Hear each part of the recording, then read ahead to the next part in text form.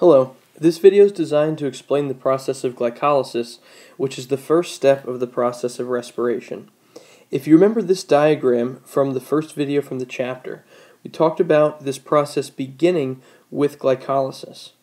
And glycolysis happens outside of the rest of the mitochondrion, which is something that makes it unique. The Krebs cycle and the electron transport chain both happen inside the mitochondrion, but glycolysis happens outside. It's also the first step of this process, which also makes it unique. The things that we talked about before were the three products that get created here. We said one of the things is NADH, which is an electron carrier. Since it's an electron carrier, it goes to the electron transport chain. The other thing that gets produced here is pyruvic acid. Pyruvic acid is the product that moves on to the Krebs cycle. It actually powers most of the Krebs cycle. And then the last thing that's created here is a small amount of ATP. That ATP is released to the cell, because if you remember from the formula for respiration, ATP is on the product side. That's one of the goals of this process. Once one of the things on the right-hand side is created, it's always released from the process. It's done. Nothing else has to happen to that. So sort of recapping that main diagram, this is the picture from your textbook that explains the process of glycolysis. So just to walk you through this, we start off with the glucose molecule. As we talked about last chapter, glucose is much more than just 6 carbons. But to simplify things, we're only really looking at the carbons here. But you know that there's 12 hydrogens and 6 oxygens on there as well. One thing that might seem a little strange about this process, since the whole goal is to make ATP, to make energy for the cell, is that the very first step of glycolysis actually uses up 2 ATP molecules. So you can see here, 2 ATP are invested in this process. They're used to start the whole process. One of the things that we talked about in great detail last chapter on photosynthesis is the idea that energy from ATP or NADPH or anything like that that's an energy carrier is usually used to rearrange molecules in these processes. So last chapter we were talking mostly about forming new bonds. This chapter we're actually going to talk about mostly breaking bonds, since we're now releasing energy that's been stored in things. So these 2 ATP molecules are used to break bonds in glucose, to break it down from one 6-carbon molecule to 2 3-carbon molecules. Now the nice thing about this investment that the cell makes is very quickly after it uses this energy, it then gets 4 ATP back from the process and 2 NADH molecules. What it's left over with then is 2 things called pyruvic acid. These are going to move on to the Krebs cycle. So just to kind of fill some of the things in here, these 4 ATPs, these go out into the cell. It already says with the NADH, those go to the electron transport chain. And then our 2 pyruvic acid, those will move on to the Krebs cycle. One of the things we have to talk about, though, with this whole process is the idea of how many net ATP we get from the process. The concept behind a net value is it's sort of like what you get when you subtract your expenses from your profits at the end.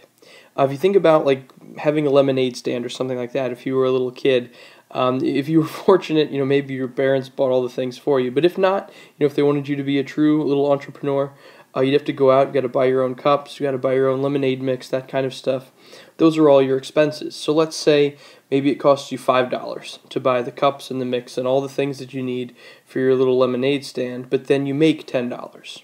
Your net amount would be $5 because you've got to subtract the $5 that you spent getting everything set up from the $10 that you made at the end. It's kind of the same idea here. The cell has an investment. Just like for your lemonade stand, you've got to buy cups and lemonade and all that stuff. The cell invests 2 ATP in this process. It gets 4 ATP back at the end of glycolysis. So the net value here is 2. So even though at a glance it looks like we're getting 4 ATP, it's really only getting 2 out of this process. So the most important thing to know here is where these different parts of the process are happening. So this is all going on in the cytoplasm outside of the mitochondrion. You need to know where the different products go. So like the ATP going out to the cell, pyruvic acid to Krebs cycle, NADH, which is an electron carrier to the electron transport chain, and the idea that we're getting 2 net ATP from this process. So just to summarize some of those key points, The first thing it's definitely good to know is that this is our first step of respiration. The second thing is that it happens in the cytoplasm. Third thing is that this works with or without oxygen. This might seem like it's no big deal just now, but it's actually going to be a very big deal because the Krebs cycle and electron transport chain are dependent on oxygen. But if you notice, we didn't talk about oxygen at all. We were going through the formula for glycolysis and like all the steps that happen. So this one works with or without it, which that'll make more sense as we move our way through the chapter. Something basic to know is that it splits glucose. So glucose is our starting molecule. As far as the locations for things, I kind of wrote that on the other one. You should know that the NADH goes to DTC, the pyruvic acid goes to Krebs cycle, and the ATP goes out to the cell. We've been over that twice by now, so if you've been writing these things down, you've already got that. The final thing that's new is the idea that we get 2 net ATP out of this process. Net is the key term because at the end, we're going to add up all the ATP that we get from one glucose molecule. And so our numbers for glycolysis are going to be 2, even though technically it looks like we're getting 4 at the end there. If you are satisfied with that explanation of glycolysis, then you're pretty much finished with the video. One of the things I'm going to do this chapter is to get into a little bit more depth on how some of these processes work. So if you're curious as to like a more thorough explanation, that'll be on the next page that I'll put up in a second. If you're satisfied with what we have so far, and if you understand the things in this summary list, that's really the main concepts that I'm looking for you to grasp. So you are free to stop now. If you're curious to learn a little bit more about glycolysis, certainly stick with me for another couple minutes here. So the idea behind this is to further explain things a little bit. Every year I get some very, very good questions based around some of the things that we talked about with the current setup or the current model of what your textbook uses to explain glycolysis. For example, if I can blow this one up here, one of the things that people always ask me is, well, how the heck does this happen? How does the cell get energy back? Like, how does it get more energy than it invested? How do you invest 2 and get 4 back? Like, how does that work? And honestly, this picture doesn't do a great job representing it because it makes it look like this pretty much happens in 2 steps. Like if you think of each of these red arrows as a step, it looks like glucose somehow gets split in half, and then somehow in one step all this stuff is happening, and you get 4 ATP back and 2 NADH, and all of a sudden you're left with pyruvic acid. If you're somebody who can look at this and just say, hey, I'm just going to learn this, that 2 ATP get put in, 4 come out along with 2 NADH, and that's good enough, then that's totally fine. And to be honest, that's all I'm really looking for you to understand.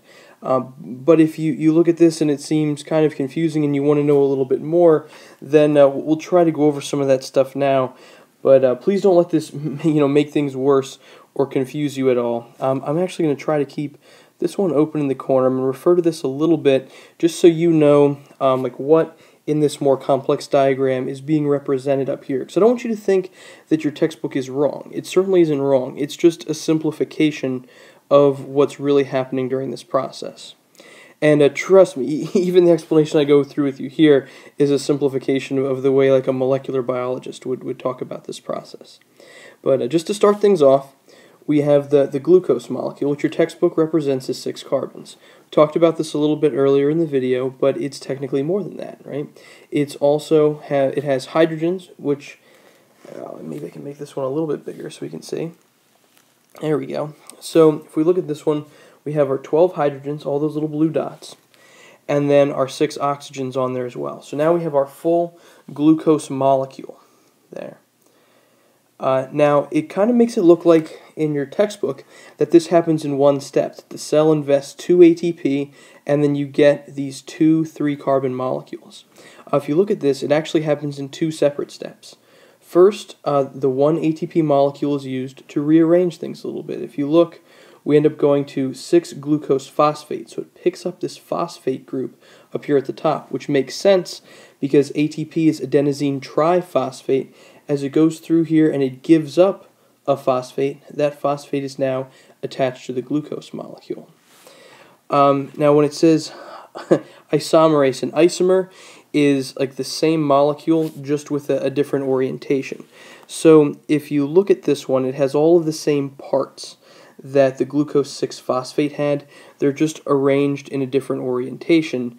The reason for that is this way our second ATP can bond to it. So now we have 2 phosphates up here at the top. What ends up happening next, this splits apart and you get your 2 3-carbon molecules.